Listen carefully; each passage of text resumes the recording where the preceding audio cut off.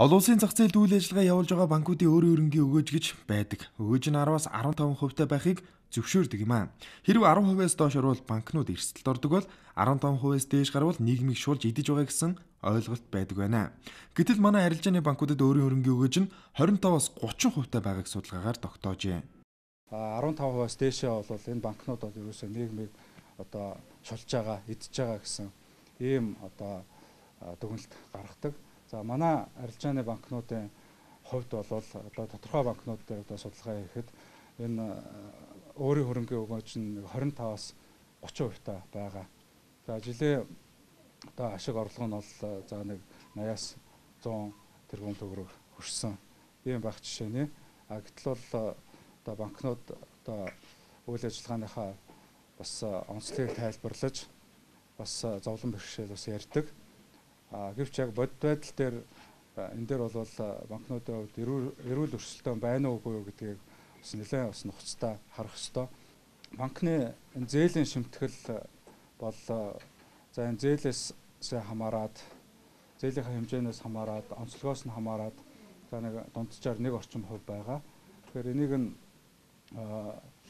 бол зээлийн хураамж болон зээлийн төлбөр гэж ижилхэн утгатай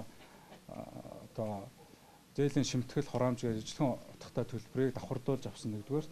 Хоёрдугаарт энэ зээл гарч байгаа бодит зардалтаа нь уялдуулахгүйгээр юм шимтгэл явж байна гэсэн манай хэмжлэхийг шүүх хүлээж аваа зүйтэй гэсэн шийдвэр гаргасан байгаа. За энэ шүүхийн бас тодорхой дав заалтах юм бол дараагийн шийдвэр үйлчлэл явах бах. Хэрвээ эцсийн шийдвэр ийм байдлаар гарах юм бол энэ зээл авсан иргэд болон аж ахуйн нэгжүүд иргэнийхээ журмаар нэхэмжил гаргаад энэ мөнгөө буцааж авах юм нөхцөл бүрднэ гэж. Монгол улсад сүүлийн 20 жил арилжааны банкуудын зээлээр боссон үйлдвэрийн тоо цөөн. Жилийн хүүн 16-аас 20% байгаа өнөөгийн нөхцөл бизнес эрхлэгчид хөл дээрээ зогсох нь туйлын хүнд байгаа юм аа. Хөрөнгө оруулалтын чиглэлдээ олон улсын том банкуд орж ирэхгүй бол манай жижиг эдийн засаг цаашдаа 20 жилд ч энэ хിവэрэ явна. 2014 оны эхний 8 сарын байдлаар Монголын энэ хитгэн банкны эхний 8 сарын байдлын цэвэр ашиг 350 тэрбум. Монгол ингэж ажиллаж байгаа хаана вэ? Эрдэнэ төлөвлөрөөс. Тэгэхээр энэ юу гэвэл Монгол улс тэр чигээрээ манжийн мөн хүлэгчдийн дарангуйлд орлоо гэдэг шиг л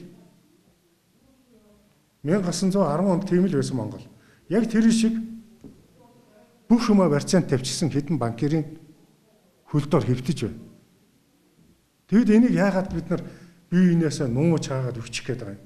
Яагаад гэвэл энэ банкирууд нь улс төрийн бүх намуудыг хамгийн гарах магадaltaй өрчтгдөг гэдэг санхүүжүүлдэг учраас. Хятад байна уу, Солонгос байна уу, Америк байна уу хэн хамаагүй Монгол орж ирээ зээл өгчөөвэл бага хүүтэл бол өнөөдөр үйлдвэр басан. Монгол улсын нутаг дэвсгэр дээр үйл ажиллагаа явуулж байгаа банк болон бусад аж ахуйн эрхлэгчдийн бизнесийн зээл бусад үйл ажиллагаанд хяналтыг тавина гэдгээ шударга өрсөлдөөн хэрэглэгчийн төлөө газар мэдэгдээд байна. Арилжааны зээл олголтыг хэмжээнээс нь хамааралгүй нэг хүн шимтгэл авдаг явдлыг даслан зогсоох бололтой.